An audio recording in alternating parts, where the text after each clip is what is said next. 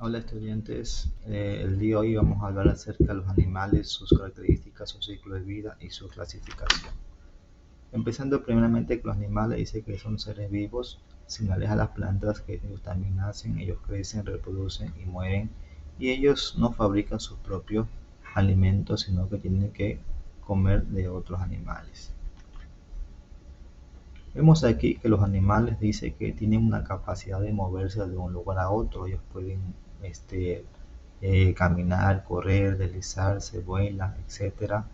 Y ellos en su totalidad pueden reproducir de forma sexual, o sea, un macho y una hembra. Ellos cumplen un ciclo de vida, o sea, un nacer, crecer. Ellos nacen de dos maneras, en forma de vivíparos y en forma ovíparos. Vivíparos cuando ellos nacen por medio del vientre de su madre y ovíparos cuando ellos nacen por medio de un huevo donde van desarrollándose. En su crecimiento ellos pasan una fase de conocimiento y de crecimiento en donde van añadiendo cada vez que van pasando su ciclo de vida, especialmente los invertebrados o los anfibios. Ellos van pasando la metamorfosis que pasa que van mudando su piel y van dando una nueva vida. Y tenemos la reproducción, ellos se reproducen de dos maneras, de forma sexual o de forma asexual. Asexual cuando ellos implican los gametos masculinos y femeninos, que son los espermatozoides y el óvulo. Y asexual cuando no depende de nadie, solamente que son de un solo individuo. Una vez que ya reproducen, llega a la muerte, por medio de un envejecimiento, los animales terminan su ciclo de vida. Se clasifican los animales en dos grupos, unos se llaman vertebrados y otros se llaman invertebrados. Los vertebrados les conocemos por motivo que ellos tienen huesos, como son los peces, los anfibios y los reptiles. Los peces son acuáticos, son ovíparos, y respiran por medio de las branquias. Los anfibios también son ovíparos. ¿Por qué ovíparos? Porque ellos nacen por medio de un huevo. Y los anfibios respiran por medio de las branquias. Los reptiles, la mayoría son terrestres, también ellos son ovíparos y respiran ellos por medio de pulmones.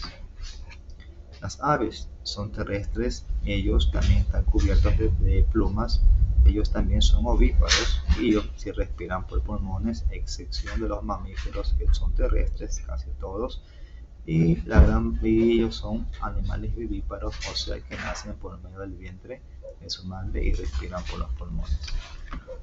Tenemos también aquí los animales invertebrados. La gran parte de los invertebrados los conocemos, son los que están casi en el fondo del mar porque no tienen huesos, como ejemplo los poríferos, son las esponjas marinas que tienen un cuerpo blando. Los celenterios, también llamados como cinarios, son las medusas, los corales, las algas, etc. Los gusanos también son animales anélidos, que ellos no tienen hueso y viven en la tierra. También tenemos aquí los artrópodos, son los insectos, las arañas, los cangrejos, los sin pies, tienen ellos una caparazón. Los moluscos son los caracoles, almejas, pulpos y los calamares.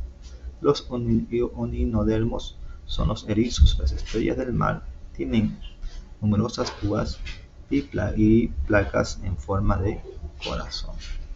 Entonces, estudiantes, tenemos aquí un enlace donde ustedes van a hacer la actividad de unir con línea las características de los animales como hemos visto el día de hoy, los vertebrados, los invertebrados, sus características, sus formas, etc.